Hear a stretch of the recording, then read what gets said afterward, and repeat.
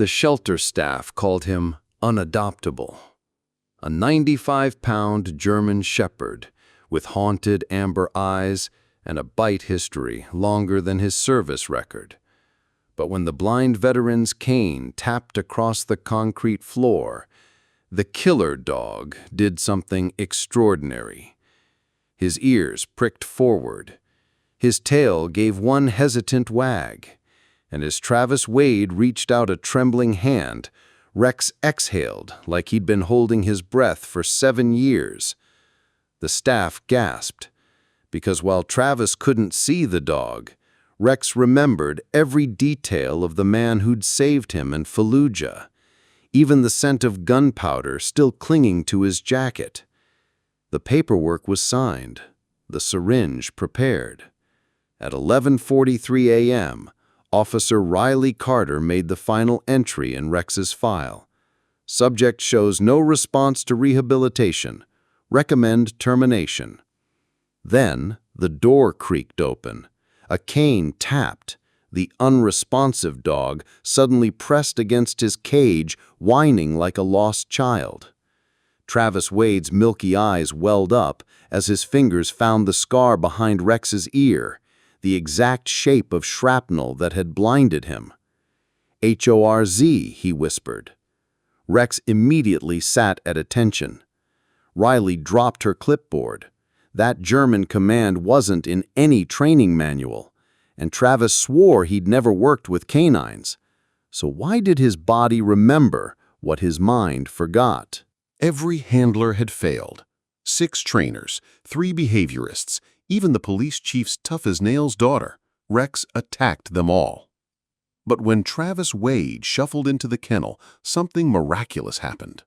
The 120-pound beast trembled, then gently pressed his wet nose against Travis's palm. The shelter director reached for her phone.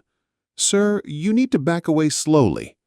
"Easy, boy," Travis interrupted, scratching under Rex's chin exactly where he'd always liked it.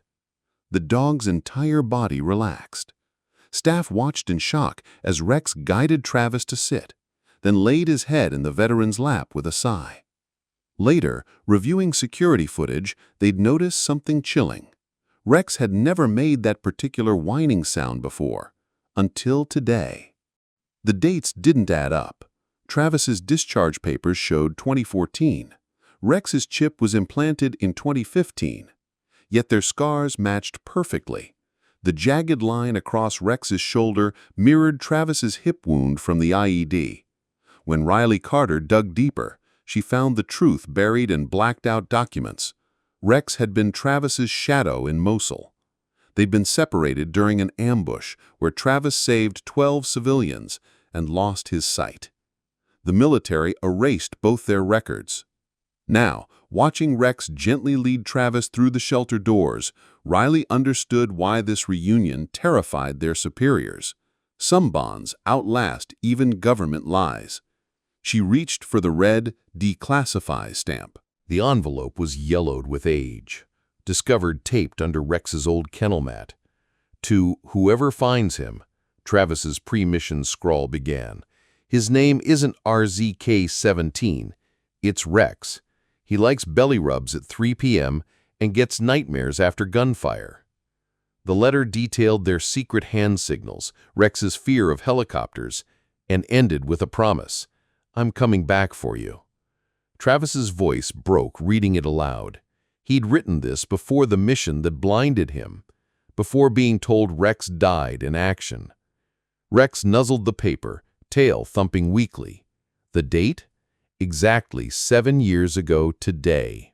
In the margin, someone had scribbled, "Asset reassigned, handler MIA." Both statements were lies. Animal behaviorists would later call it impossible. Dogs don't recognize handlers after 7 years, certainly not blind ones. Yet the security footage showed Rex's instant reaction. One sniff of Travis's hand, and the dog's entire posture changed. His ears, one permanently bent from an explosion, snapped forward. His breathing synchronized with Travis's. Then came the inexplicable part. Rex gently gripped Travis's sleeve between his teeth and tugged twice, a signal.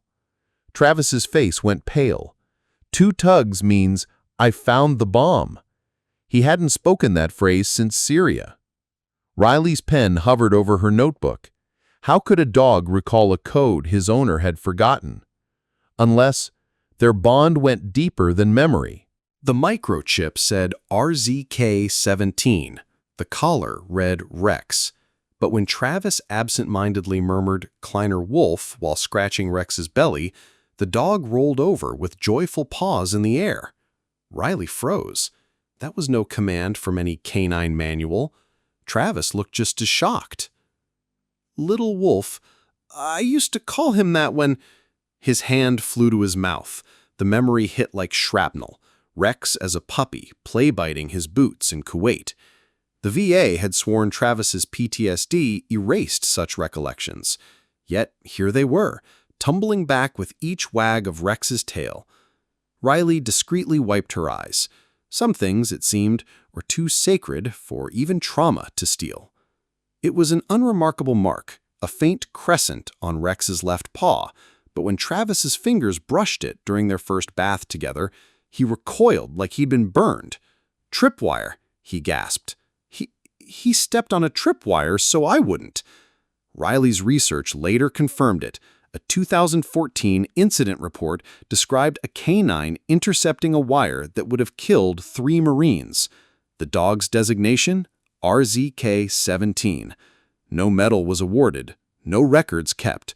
Just a scar on a paw and a blind man now sobbing into fur that smelled of desert wind and gun oil. "You came back," Travis whispered. Rex licked away his tears with the same urgency as he'd once licked blood from Travis's face. Dr. Ellen Whitmore's evaluation was brutal. Severe aggression, no rehabilitation potential. She recommended immediate euthanasia. But when Travis entered the observation room, Rex, who'd bitten his last evaluator, sat perfectly still. Then he army-crawled across the floor like they trained in combat zones. Travis instinctively opened his arms. "Watchdog position," he marveled, as Rex pressed against his legs, eyes scanning for threats. The doctor's pen clattered to the floor. Riley later found her crying in the parking lot. That dog, Whitmore admitted, just demonstrated more loyalty than most humans. That night, Rex slept with his head on Travis's chest for the first time in 2,555 days. Both their heartbeats finally slowed to peace. The storm hit at 3 a.m.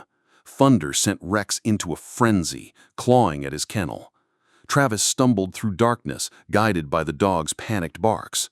When he tripped, Rex immediately clamped down on his sleeve, not to bite, but to drag him to safety. Lightning flashed. In that split second, Travis saw the fear in Rex's eyes and remembered. "Foss," he commanded. Rex instantly released him and sat, trembling but obedient. Neither knew how Travis recalled this German attack command. Neither cared.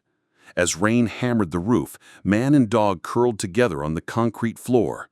Outside, Riley watched through the window, her own tears mixing with the storm. Some bonds, she realized, are written in lightning. Riley's flashlight shook as she pried open the rusted filing cabinet. The folder was thin, just 3 pages, all stamped with red warnings. One photo made her gasp. Travis in fatigues, kneeling beside a younger Rex near a bomb-sniffing vehicle. The date? 6 months after Travis was supposedly discharged. A handwritten note read, "Asset and handler both compromised. Erase records." Paperclipped to the back was a child's drawing of a soldier and dog labeled "My Heroes" in shaky Arabic. Riley's hands trembled. This wasn't just a cover-up. It was a crime. As she hurried to make copies, she heard Rex howl outside, like he knew the truth was finally surfacing. The blacked-out report contained just one legible sentence. Handler prioritized civilian extraction over mission parameters. Riley pieced together the rest. Travis had disobeyed orders to save an Iraqi family during an airstrike. Rex helped dig them out. The military punished them both. Travis with a falsified medical discharge, Rex with a reassignment to Black Ops. "They made us both ghosts," Travis whispered when Riley showed him the documents. Rex nuzzled the papers, sniffing intently at one corner. Travis suddenly paled. That's Zara's perfume, the little girl they'd saved." Rex's tail thumped weakly. Some sense, it seemed, even 7 years couldn't erase. Riley reached for her phone. It was time to call a reporter. The vet scanned Rex's chip, expecting routine data. Instead, the screen flashed classified, Project K9X. Deeper digging revealed chilling details. Rex had been slated for euthanasia after the mission, deemed too attached to compromised handler. Someone had disobeyed orders, smuggling him stateside instead. "They were going to kill you?" Travis's voice broke as he buried his face in Rex's fur. The dog licked his ear gently, like he'd done when mortar fire rattled their tent in Mosul. Riley noticed Rex's paw resting protectively over Travis's military ID tags, the same tags that, according to records, should have been buried with a John Doe in 2015. The pieces were coming together, and they pointed to murder. It surfaced in an old Army medic's personal album. Travis blindfolded in a hospital bed, Rex muzzled and straining against MPs to reach him. The date stamp? A full year after Travis's discharge. Riley's blood ran cold. "They kept you prisoner," she realized. Travis touched the photo, fingers tracing Rex's frantic eyes. "I remember. Voices saying I'd never walk again. Then one night, I heard his whine." Rex suddenly stood alert, sniffing the air like he sensed danger. Travis stiffened too. "They're coming," he whispered. Riley didn't ask how he knew. Some bonds transmitted warnings beyond words. She grabbed the evidence and ran, just as headlights swept the parking lot. The desert outpost was abandoned now, but Rex's paws remembered every inch. As he led Travis through the ruins, his nose quivered at lingering scents. Gun oil, blood, the faintest trace of Zara's strawberry shampoo. When they reached a collapsed bunker, Rex began digging frantically. Travis's hands found what the dog uncovered, a chewed-up leash tied to rebar. You waited here," Travis realized. The length of rope was worn smooth, evidence of months of pacing. Rex had stayed at their last known location, surviving on rats and hope until capture. Travis collapsed to his knees. 7 years of waiting, for this moment. Rex licked his face hungrily, tasting salt and redemption. The security cameras mysteriously malfunctioned at 11:57 p.m. Riley appeared moments later with bolt cutters. "We've got 6 hours before they notice you're gone," she whispered, slicing Rex's chain. The dog didn't budge until Travis murmured "los," German for go. Then he moved like a shadow, guiding Travis through back alleys to an idling truck. Inside, Riley had packed Travis's old rucksack. Rex sniffed it and whined. The scent of Afghanistan still clung to the fabric.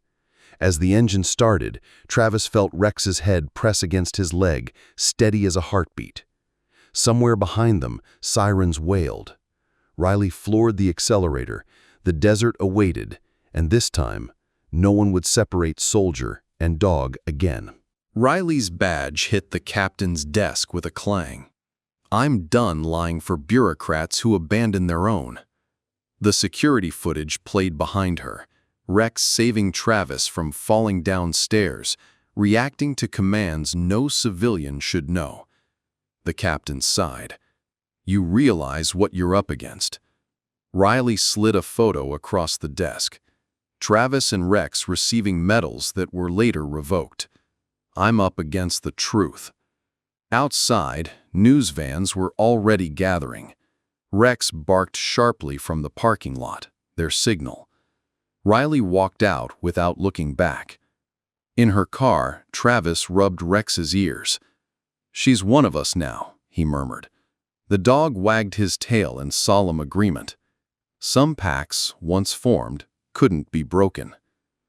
The agent reached for his gun.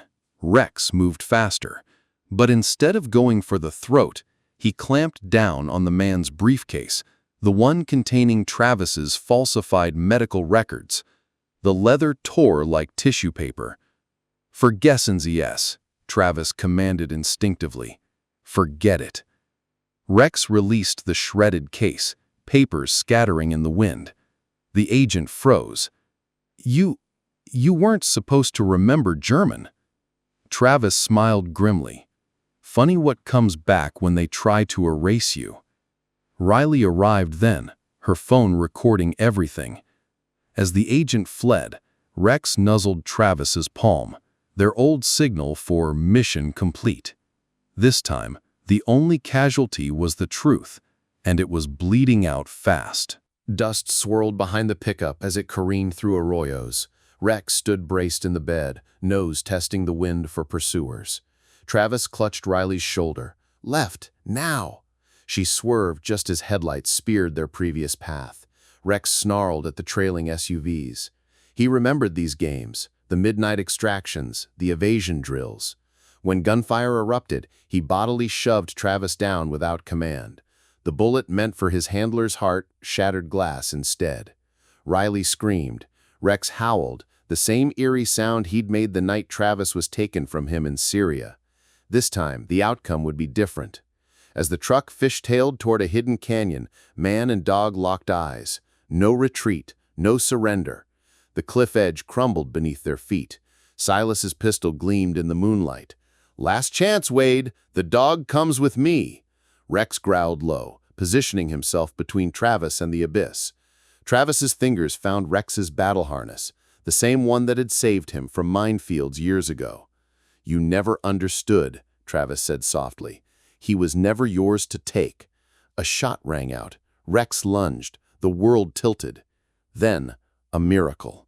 Rex's teeth closed on Silas's sleeve as Travis grabbed a root jutting from the cliffside. Below them, the canyon swallowed Silas's scream. Above, Riley arrived with reinforcements. But all Travis saw was Rex's face, panting and proud, as they were hauled to safety together at last. Bullets kicked up dirt around them. Travis pressed Rex into a shallow ditch, covering the dog's body with his own. "Please," he whispered into matted fur, "not again." Rex struggled briefly, then stilled, trusting his handler's judgment like always. The gunmen advanced. Travis felt Rex's muscles coil, ready to sacrifice himself like in Mosul. Then, a sound, distant at first, then closer. Helicopters. Riley's voice crackled over a discarded radio. "We have you surrounded." As searchlights found them, Rex licked the tear tracks from Travis's face, the taste of salt and survival. Some prayers, it seemed, were answered by the beating of rotor blades and the unwavering heart of a dog who refused to say goodbye. The colonel's command was crisp: release. Rex's training demanded compliance, but as the officer reached for Travis, the dog did something unprecedented. He sat, not in submission, in defiance. The colonel's face darkened. "I said release, soldier." Rex turned his head deliberately away, pressing against Travis's leg. A hushed silence fell. Every man present knew the significance. A military dog disobeying orders was unthinkable. Then Travis spoke, voice thick. "He was discharged same as me, sir." Rex's tail thumped once. The colonel stared at their scarred faces, one canine, one human, and made the sign of the cross. "God help me," he muttered, holstering his sidearm. "Take your damn dog." Lightning split the sky as the MPs closed in. Rain lashed the desert, turning arroyos into torrents. Travis stumbled, Rex gripping his sleeve to steady him. Then, a sound. Faint at first, then unmistakable. Howling. Dozens of voices echoing through the storm. Wild dogs? Riley's flashlight revealed something stranger, a pack of strays forming a living barrier between them and their pursuers. Rex threw back his head and joined the chorus. The MPs hesitated. Superstition outweighed orders. As the wild pack advanced, the soldiers retreated. Travis knelt in the mud, arms around Rex. Some called it coincidence. Travis knew better. This was the desert's way of righting an old wrong. The sniper's laser danced over Travis's chest. Rex saw it first, the tiny red dot triggering memories of laser-guided bombs. Without hesitation, he knocked Travis down, taking the impact himself. The shot rang out. Rex yelped. Travis screamed the words that had saved them in Fallujah. Deckung halten. Cover hold. Instantly, Rex flattened over Travis's body, shielding him despite his own wound. The sniper's second shot hit dirt, then returned fire from Riley's team. As the danger passed, Travis frantically felt for blood, only to find Rex's old vest had stopped the round. The dog licked his face, tail wagging weakly. That vest was the same one Travis had left with him 7 years ago. Rex had kept it safe all this time, just in case. Medical teams swarmed them, but Rex refused treatment until Travis was stabilized. Only when his handler whispered, "Alles gut," did the dog allow the vet to examine his bruised ribs. Then, as the sun rose, Rex did something extraordinary. He climbed onto Travis's gurney, pointed his muzzle skyward, and howled. Not in pain, in triumph. The sound carried for miles, stirring something primal in every listener. Riley later swore she saw wild dogs pause in the distance, heads cocked. Travis, bandaged but smiling, tangled his fingers in Rex's fur. Some victories couldn't be measured in medals or commendations. Some were written in the language of wolves and warriors, a song of homecoming that the desert would remember for generations. Dr. Chen had seen everything, until Rex. The X-rays showed shrapnel fragments tracing the exact path of Travis's old wounds. The behavioral assessments revealed Rex anticipating Travis's needs before he spoke. But the clincher came during therapy, when Travis mentioned a long-lost friend named Jamal. Rex immediately perked up, wagging at the name. Later, reviewing declassified files, Chen found the connection. Jamal was the Iraqi interpreter who'd saved them both in 2014. Impossible, Chen whispered. Yet there was Rex, reacting to a name he hadn't heard in 7 years. That night, the atheist vet lit a candle. Some things, he decided, defied science. Some bonds outlasted even death. The cabin, nestled in the Gila wilderness, was small but sturdy, much like its new occupants. Rex claimed the sunniest spot on the porch, one eye always on the driveway. Travis's hands, once shaky, now moved confidently as he filled 2 bowls, one with kibble, one with coffee. Neighbors would later swear they heard the man talking to his dog like an old friend, and sometimes hearing 2 voices answer. Riley visited monthly, always bringing bacon and fresh files to declassify.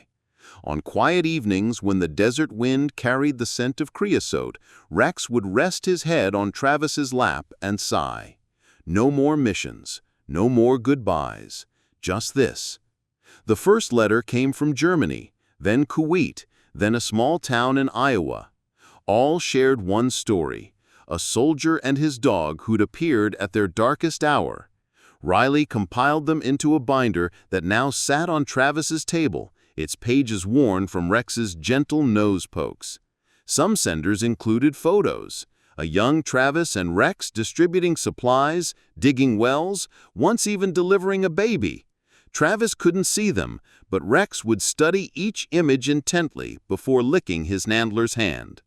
Proof that while the military erased records, it couldn't erase memories, especially not those written in the grateful hearts of families who owed their survival to this unlikely pair. Old habits die hard. Every evening at 18:52 hours, what used to be mail call in the field, Rex takes up his post by the gate. Head high, ears forward, tail still, waiting. Travis knows better than to interrupt this ritual. Somewhere in that canine heart, Rex still keeps watch for brothers who never came home. The neighbors don't understand why Travis sets an extra place at dinner or leaves the porch light burning. But when the desert wind carries the faintest hint of diesel and sweat, Rex's ears twitch. And sometimes, just sometimes, Travis swears he hears distant boots crunching on gravel. Neither moves until the moment passes.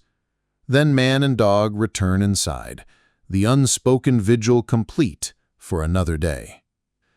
The sandstone slab reads only, "Here rests a soldier." The rest remains uncarved. Visitors assume it's for Travis. Riley knows better. She's seen the way Rex sniffs the stone before lying beside it, one paw touching the blank space. Travis spends hours there, fingers tracing invisible letters. "Not yet," he murmurs when Riley asks. The answer comes at midnight on Memorial Day, when Rex leads Travis to the stone and lets out a soft whine. Travis kneels, pressing his forehead to the cool rock. The next morning, Riley finds fresh carvings. And his dog, together beyond all borders. Below it, Rex's paw print in cement. A promise. A reunion. Not today, but someday. The memory returned in flashes. Smoke, screams, then tiny fingers brushing Rex's nose. Travis's voice cracked as he told Riley. She was pinned under concrete, maybe 5 years old. Rex had worked tirelessly, carefully extracting the girl while Travis kept the collapsing building at bay with his own body. They gave him a medal, then took it back when they erased us. As Travis spoke, Rex nuzzled his pocket. Inside was a tiny hair ribbon they'd kept as a souvenir. Riley's eyes welled up when she found the matching one in the classified file, still tied around the medal they'd confiscated. Some heroes didn't need official recognition. Their rewards were in the lives they'd saved. The mortar rounds were getting closer. Travis fastened Rex's emergency beacon with shaking hands. "Stay," he ordered, pointing to the bunker. Rex whined but obeyed. The last thing Travis saw before the blast was those loyal brown eyes watching him run toward the wounded. When he woke blind in Germany, they told him Rex died saving 2 Marines. But now, feeling the dog's wet nose in his palm 7 years later, Travis understood the truth. "You waited," he whispered. Rex licked the scars on Travis's wrists, the ones from struggling against hospital restraints when he'd screamed his dog's name. Some promises couldn't be broken, even by governments. The VA doctors called it psychosomatic blindness, trauma, not physical damage. But when Rex rested his head on Travis's lap, a veteran gasped, I see gold." Riley leaned closer. "His fur?" Travis nodded tearfully. "Just splotches at first, like sunlight through smoke." Rex nuzzled him gently, and Travis's hams flew to his face. "Your ear! It's still crooked from the shrapnel." The doctors had no explanation, but that night, for the first time in 7 years, Travis dreamed in color, Rex bounding toward him through desert sands, whole and healthy. He woke to find the dog studying his face intently. Maybe love wasn't a cure, but it was light enough to guide him home. The shelter staff called it the silent scream. Rex would open his mouth like howling, but no sound came out. Travis understood immediately. We did night ops, couldn't risk noise. He demonstrated the hand signal for quiet alert, and Rex responded instantly, vibrating with suppressed emotion. Riley watched in awe as man and dog communicated through touches and glances, Rex's entire body trembling with unvoiced joy. Later, when Travis tripped over a chair, Rex made a strange, choked noise, halfway between a whine and a bark. "First sound he's made in years," the vet marveled. Travis just smiled. Some things were too important to stay silent about, like love, like homecoming. Rex dug frantically at the abandoned outpost, paws bleeding, until he uncovered the waterproof case. Inside was Travis's final unsent letter. "If you're reading this, I didn't make it back. Take care of my boy. He likes..." The rest was illegible, except for the signature Sergeant Wade and Kleiner Wolf. Riley carefully folded the brittle paper as Rex nudged Travis's leg insistently. "I know, buddy," Travis murmured, scratching behind Rex's ears just like the note described. The desert wind carried away 7 years of unanswered prayers. Some messages didn't need delivery. Their meaning was in the keeping, the remembering, the dog who'd guarded this scrap of paper like it held his handler's soul. The security footage from Bagram told the heartbreaking story. Rex escaping his new handlers daily, returning to their old barracks. Each evening at 1900 hours, he'd sit by the road watching every truck. When winter came, he dug a den beneath their former bunk. The night Travis was flown to Germany, Rex howled so loudly they sedated him. "He waited there. For me?" Travis whispered when Riley showed him the photos. Rex answered by pressing his forehead to Travis's, their old reunion ritual from deployment. Riley turned away, unable to bear the raw emotion in that simple gesture. Love didn't keep time. 7 minutes or 7 years. To Rex, it was all the same weight. Riley noticed it first. Travis never clipped Rex's leash to his collar. Instead, he looped it loosely around his own wrist, the way brides hold bouquets. When asked, Travis just smiled. "We lost 3 handlers to leash snaps in Fallujah. This way, if one goes down..." He didn't finish. Rex leaned against him, tail thumping softly. That afternoon, Riley bought them a custom bracelet leash hybrid, its clasp engraved, "No man left behind." Travis ran his fingers over the words, then hugged Rex fiercely. Some vows needed no ceremony. Some bonds needed no paperwork. The desert knew their names, written in dust and blood and 7 years of faithful waiting. That was contract enough. The nightmares came less often now. When they did, Rex was there, licking Travis's face until he laughed, herding him to the kitchen for tea, even retrieving his medication before the panic attacks fully hit. The VA therapist called it cross-species attunement. Travis called it magic. One rainy night, as thunder shook the cabin, Rex did something extraordinary. He nudged open the front door and stood guard in the threshold, facing the storm so Travis could rest. "You don't have to protect me anymore," Travis whispered. Rex glanced back, eyes soft. Oh, but he did. Not from bullets or bombs now, but from loneliness, from despair, from the quiet wars that raged after the guns fell silent. Some battles never ended, but neither did their alliance. Martha was 78, with arthritis and a sixth sense for kindred spirits. She'd watched countless dogs come through the shelter, but none like Rex. "That's not an aggressive animal," she'd told the staff. "That's a grieving one." The day Travis arrived, Martha pressed a worn St. Francis medal into his hand. "He's been waiting for you," she said simply.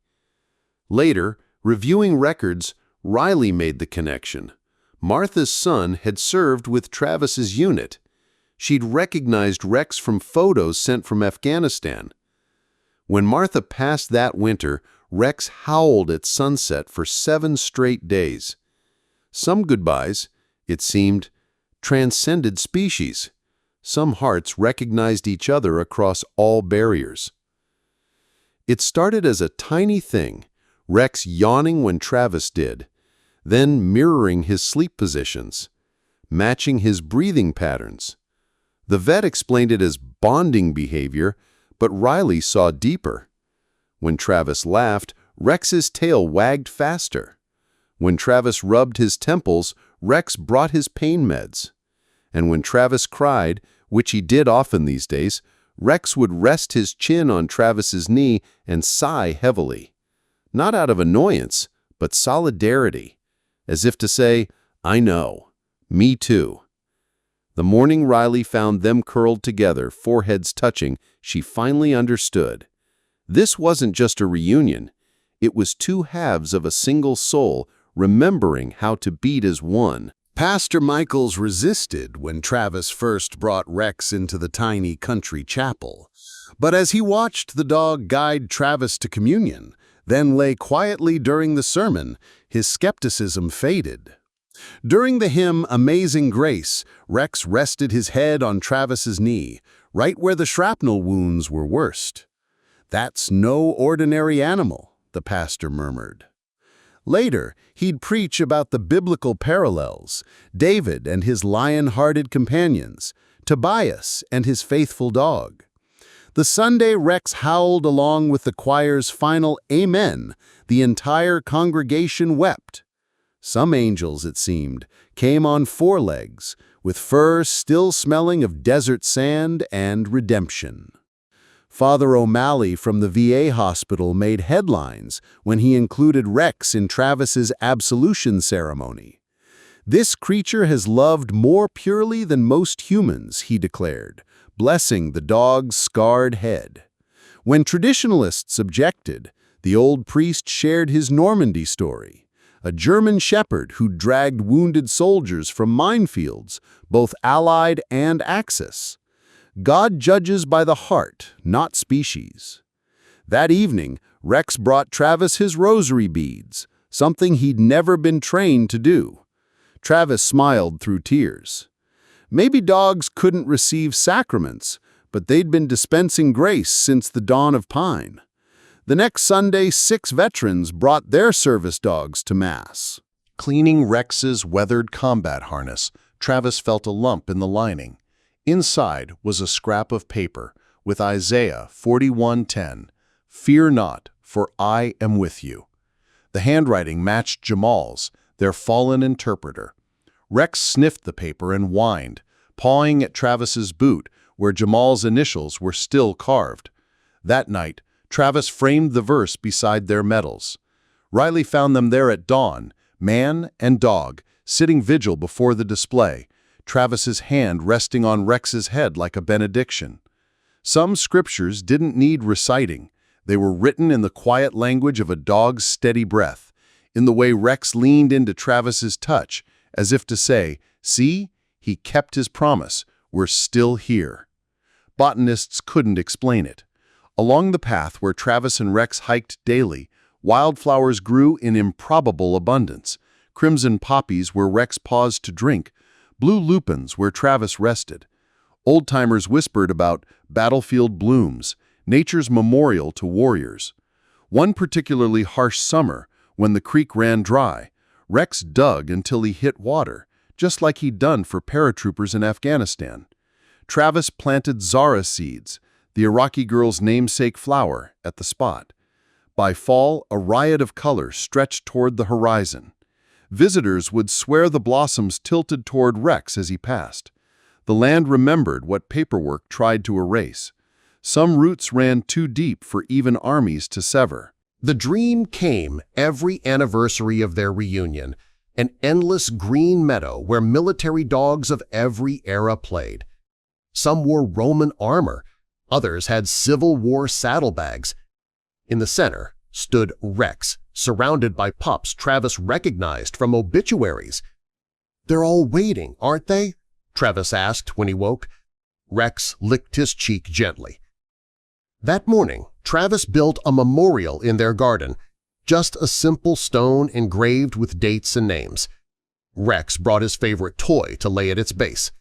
Neither needed to explain. Some goodbyes were temporary. Some bonds outlasted even death. And somewhere beyond the veil, other handlers would soon have their own homecomings. Neighbors noticed it first. Rex would sometimes freeze mid-step, ears pivoting toward sounds no one else heard. Travis recognized the behavior instantly. IED drills, he explained. Old habits. But one stormy night, when lightning illuminated the canyon, Riley saw something that chilled her. Rex's shadow didn't match his movements. It stood taller, straighter, almost human-shaped. Travis just smiled when she mentioned it. "Jamal always said he'd walk with us." The next morning, they found fresh boot prints circling the house, though no one had visited. Rex sniffed them calmly before resuming his patrol. Some guardians didn't need flesh to keep their promises. Some watches never ended. The phone calls started in March, always at 3:17 a.m., always the same question. Is the asset secure?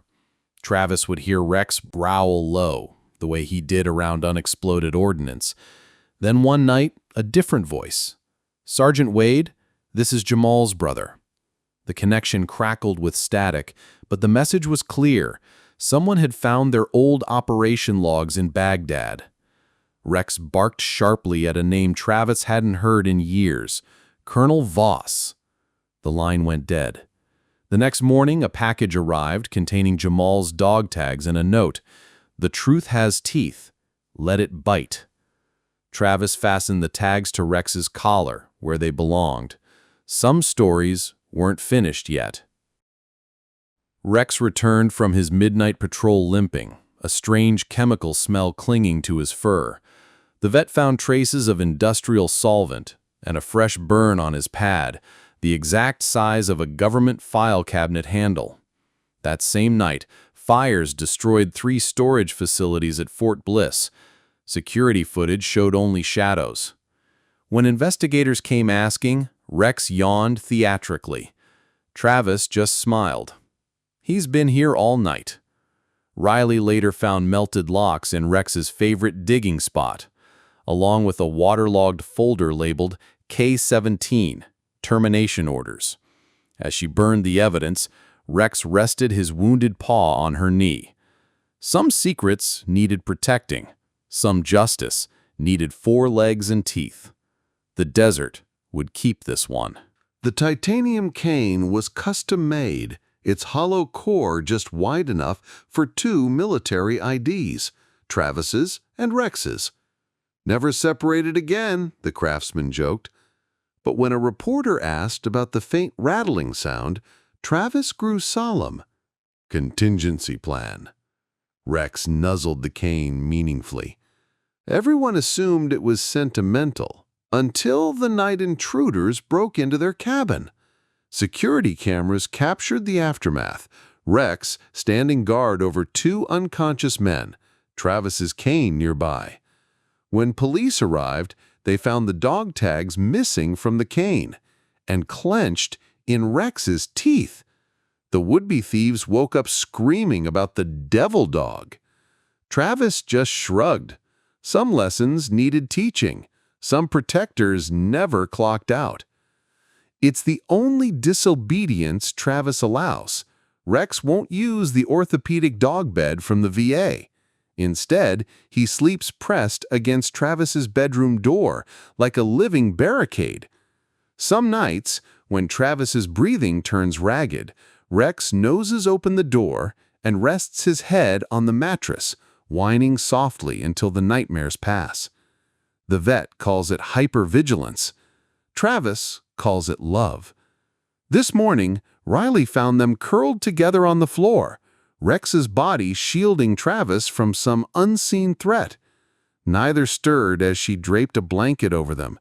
Some sentinels never stood down. Some battles required eternal watch.